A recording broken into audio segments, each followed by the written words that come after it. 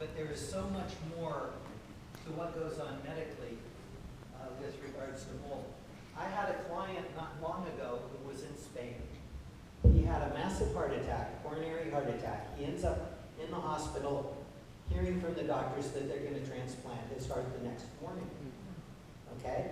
And how could that happen? How in Spain could you get a heart the next day? Well, the quick answer is they have no motorcycle helmet laws, and if you want to opt out of donating your organ, you can, but everybody is an organ donor unless they specifically sign out and opt out. So they got plenty of organs. He was transplanted the next morning, and his physicians counseled him once he recovered and asked him, so have you had water damage in your home? His response was yes. And they said, you must have your home investigated to determine whether or not you have organisms that will cause aspergillosis. Okay? So in his case, he tracked me down somehow. He was still in the hospital in Spain, tracked me down somehow. We investigated. We did an ERMI for, we did an ERMI for Aspergillus fumigatus, Aspergillus parasiticus, which is not a part of the normal ERMI. We had to add that in. Aspergillus terrestricus, which is another organism that can cause aspergillosis. And one other, I think it was Aspergillus immitis or something of that nature. I'd have to go back and look. And he had high levels of the Aspergillus fumigatus in his home. Now, does that mean that that's going to kill him?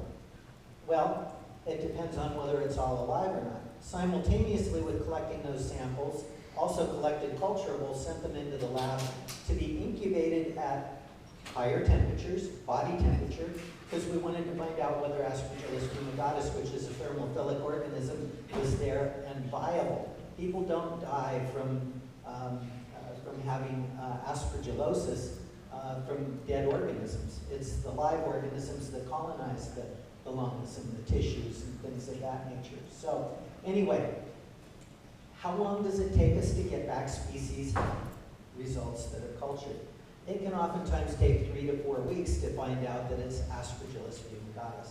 Some labs can push it along a little bit faster, but oftentimes we end up waiting at least 2 weeks to get the culturable results back. He wanted to come home. So the first question was, is there Aspergillus fumigatus there? Yes, there was. Remediation started. Let's face it, they had some pretty bad water damage. It was needed anyway, regardless of whether he was immune compromised or not from the anti-rejection drugs that he was being given, so he wouldn't reject his new heart. But when the culturable results came back, it turned out that none of it was showing up on the culturable. It was all on the DNA.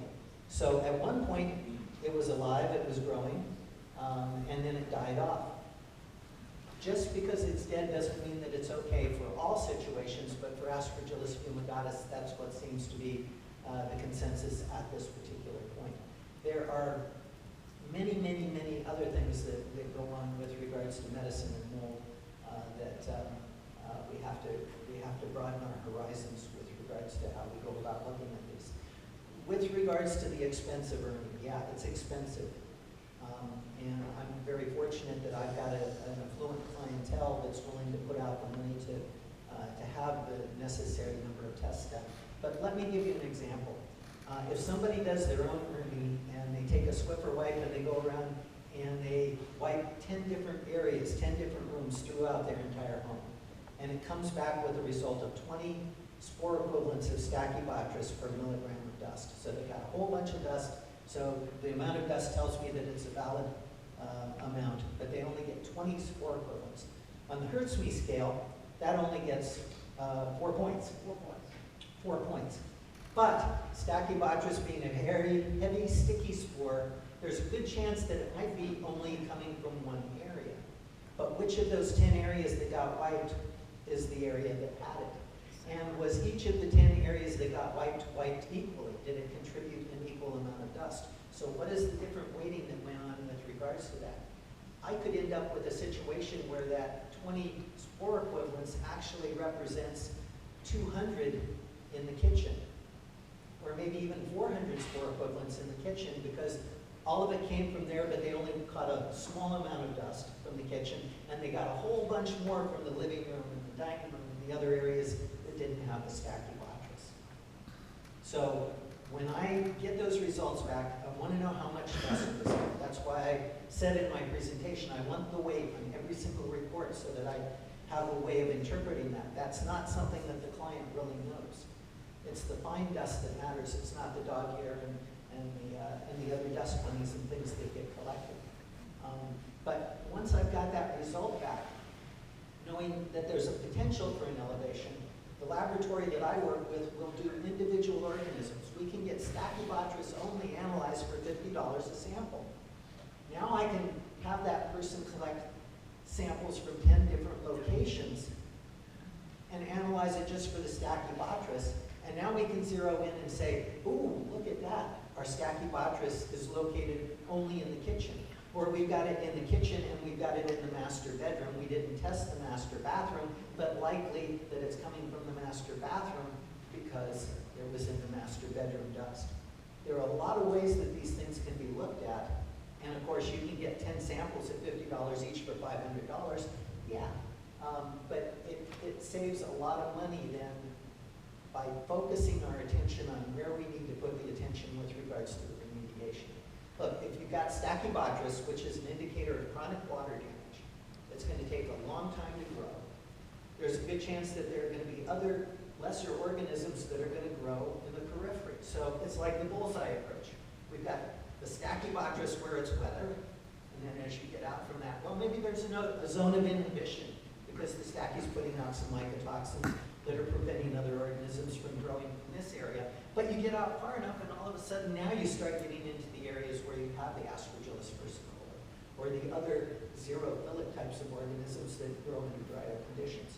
We find the Stachybotrys, we take care of that area, we go well beyond it to take care of the other things, and then we check and see whether or not that took care of it. We bring the house back to we hit the reset button, we bring the house back to a normal level or a low level of spores by detailed cleaning, by the fine particulate removal, as Greg's been pointing out. And then we wait for 4 to 6 weeks for the building to reach a new equilibrium, which tells us, did we get it all? Is there another problem in this building that we got to strip out?